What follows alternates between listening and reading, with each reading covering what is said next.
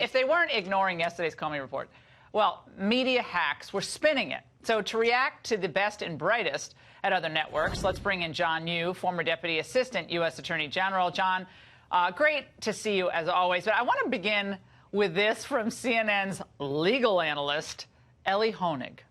What I think we should not lose sight of is none of this is any sort of vindication for Donald Trump. It doesn't change anything about what Comey was writing about in those memos, which was Donald Trump demanding loyalty of him and Donald Trump trying to get him to shut down the Flynn investigation.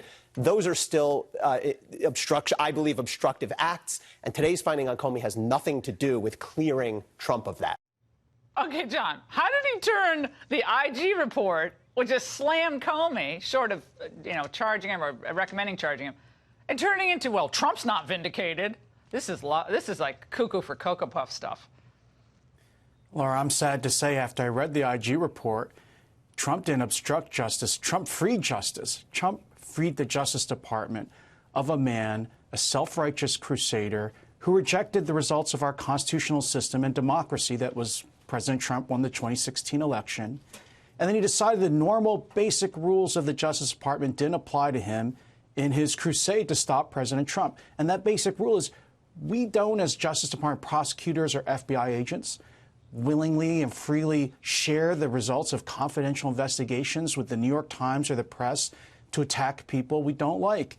We keep those things confidential in order to pursue successful investigations. If Jim Comey had been a normal Justice Department prosecutor or a line FBI agent, he would have been fired on the spot for what he did in the IG report. Yeah, no questions asked. And, John, here's MSNBC's legal analyst, Julia Ainsley's take.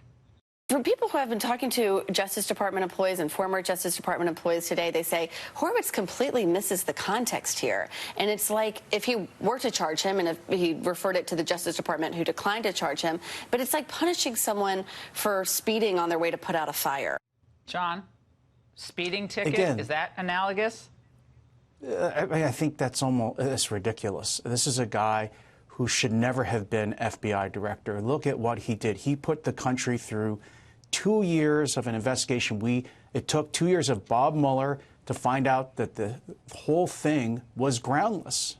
And Jim Comey, because he didn't like Donald Trump, broke all the rules. It's not just like speeding. These are the basic rules that govern the Justice Department. And what did we get in exchange? 2 years of wasted time and effort, not just the cost of the Mueller report to our whole political system, which delayed the workings of a democratically elected president to get on with his agenda. That has been a disaster for the country. John, here is the host of Hardball, prompter's out, Chris Matthews. You know how he knew Hitler was coming? Because people in the British government leaked stuff to Churchill so he could put it out about the military buildup by the Germans. You know? Sometimes there's a justifiable cause here. Churchill, Hitler, John. I can't even tell what he's talking about. This is, again, I think the real problem here was Jim Comey, not Donald Trump. As you said, Laura, it's really incredible. This IG report is a damning indictment of someone who's an FBI director, someone who committed many of the abuses that J. Edgar Hoover did against Martin Luther King. And this was, again, spreading information from FBI files to damage and harm people when he wasn't going to prosecute him.